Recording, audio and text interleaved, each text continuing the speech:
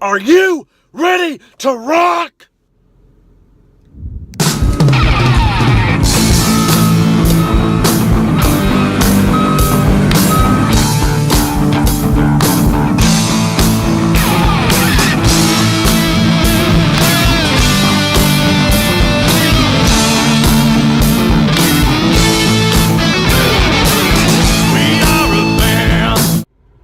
So, once again, we have a Thursday. And as you saw in one of the previous vlogs, you know that Thursday is music night. So, I've been feeling pretty creative as of late. I actually wrote a song earlier. I don't really have any music to it yet. I just wrote some words down.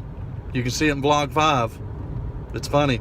But anyhow, I might try to record that tonight. Basically, I don't know what the plan is. I don't even know who all will be there at this point. So, just gonna wing it. And right now I'm on my way to pick up my buddy Trent, who you met last time. He's also known as Ace London. So you're gonna see him again.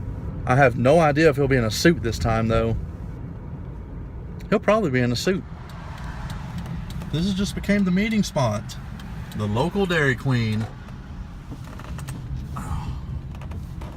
Promise I'm not actually parking in a handicapped spot. I'm not that guy. Though I've been accused of it before. Where is he at?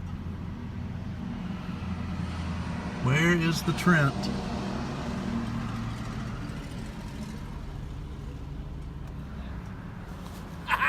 There he is! The man himself. How's it going?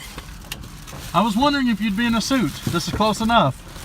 Yeah, well, I felt like, you know, maybe it was going to be too hot today, so I didn't wear the suit jacket. I just stuck with the dress shirt and the tie. A Garcia tie. Check it out, see? A new one, too. Nice and blue. Brand new Garcia tie. Yeah. So right now we're on our way to the studio in Parts Unknown. And I don't know about you, it's been a long day. What your day consisted of? Well, I got up at the crack of dawn, about 4:45, got up, got ready, got to my work, Taco Bell, with my friend Jessie. I work with her. I call her Scooter, that's her nickname. I gave it to her. I don't even know why I call her that. Just one day, she said, Trent, could you go and get me a Frosty? I said, sure thing, Scooter. And since then, it's stuck. And catchy enough. Yeah, serve people tacos. It's the day after the 3rd of the month, so you can imagine how busy that was. And then amazingly enough, we got to leave a little bit before our scheduled time, and well, I got out of my crummy Taco Bell uniform and got into something a little more me, and had me a couple burritos and headed down to Dairy Queen, where I consisted of indulging in about 6 or 8 dilly bars. Do you have a day like that? I've never had a day like that. I feel like I need a day like that, especially with the burritos and dilly bars. Especially the dilly bars. I don't know about the burritos and dilly bars at the same time though. Have you ever had a burrito with a dilly bar? No, I just had a couple of burritos and I jetted down to Dairy Queen a little later and said, I'm gonna have some dessert. New vlog idea. I'm gonna have a dilly bar inside of a burrito. Count on it.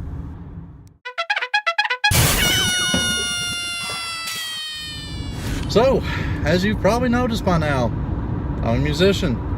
I love music. I eat, sleep, and breathe it. Almost as much as this guy over here. This guy knows more about music than probably any fan I've ever met in my life. Really? I've met a lot of fans. Yeah, really. Oh, wow, thank you. So, the question that I want to know, Trent, while we're on this trek, is who do you consider to be the greatest band, irregardless of genre, the greatest band of all time? Man, I tell you, I always ponder this question. I have so many on the list. There's Pink Floyd, there's Yes, there's Led Zeppelin, Bob Seger. I mean, the list is endless. I'll tell you, my favorite band I consider to be the best of all time, and I don't care how much flack I'll get from it, the Beatles. The I Beatles, absolutely really? love the Beatles, yes. What drives your Beatle fandom? Well, what does is the fact that they're a hard-working group out of Liverpool. John Lennon formed the Quarrymen in 1957. That's where he met Paul McCartney at a gathering at a church they're playing when they're playing the skiffle and all that stuff. And then from there, it just evolved. And McCartney and Lennon became a songwriting team. And they worked hard. They played in the clubs and the dance halls, and they worked their way up slowly but surely, and then they made a big name for themselves. They got Harrison with them, as well as Ringo Starr. And they drew influences from all sorts of genres, Elvis Presley, country music, just to name a few, and they were just phenomenal. And every band that's come after the Beatles has tried to like level themselves in the fame that they acquired. And I'm just always been impressed by the Beatles. They're very influential to this very day. In 2017, they still continue to influence. So the question that I have, obviously, when it comes to longevity, the Beatles were one of the first mainstream rock and roll acts of the era. I mean, coming out in the 60s. So, they've got a lot of tenure behind them at this point, an extensive catalog. If somebody were to ask me the same question, I would go with Kiss, who came a little bit later on, obviously, 1974. Yeah. Well, they're good too. Yeah, I mean, absolutely a huge Kiss fan, and that's what got me into music, and obviously they've inspired millions and sold millions of albums. But Gene Simmons himself has said when they first started out, when he and Paul Stanley started out with the band called Wicked Lester, that they were basically trying to be basically a heavy metal Beatles. So, I mean, still drawing influence from the Beatles. The question that I have, though, and something that I've actually debated quite a bit with several friends, do you feel if the Beatles had came later, let's say the 80s or 90s, or even through the 70s, when you had the greats from Led Zeppelin, Deep Purple, onward to Dokken and Rat, Skid Row, those 80s guys, on into the 90s with Nirvana and Pearl Jam, if they were a little bit closer in debut with some of these other bands, do you still think they would have the amount of influence and affluence as they do today? Well, that would depend, actually. When Paul, John, George, and Ringo were there together throughout the Beatles era, they started out as cover artists, when they're covering songs, and it wasn't until later where they became better at songwriting and better at creating their own sound, where they did create their own sound. And we can go Sgt. Pepper being the big stepping stone from that. But the question would be, how would the Beatles, if they were around later, do that? Would they still have that creativity and the drive to have pulled it off? I think they could have. What would it sound like? I don't know. But I think if they had that potential and that drive that they did then, they could probably have pulled it off. I don't see why they couldn't. Yeah, very possible. Obviously, technology changed, tones have changed. People play, write, create, and publish music and get it out there much differently now than they did back in those days. So, I don't know. Who knows? Thankfully, we have an extensive body of work and a beautiful body of work by so many great bands, obviously the Beatles included. So, very interesting conversation. Very. Do you people enjoy this? If you want more of this, tell me below in the comments section. Meanwhile, onward! It is time!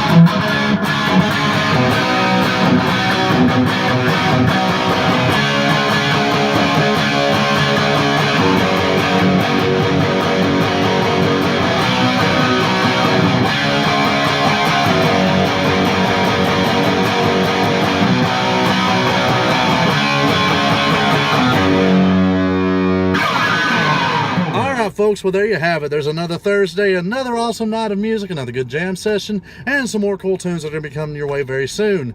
I really don't have anything else to say. I'm very tired. It's been a long day. I've recorded 2 vlogs, thankfully. Make sure to go back and check out vlog 5 so you can see that I plan on doing a lot more of these, a lot more often, with a lot more fun, creative content. I'm going to be including this guy a lot more. Awesome music conversations. Until next time, though, this is Brandon Hall. This is Trent Fry, aka Ace London. And we will see you next time.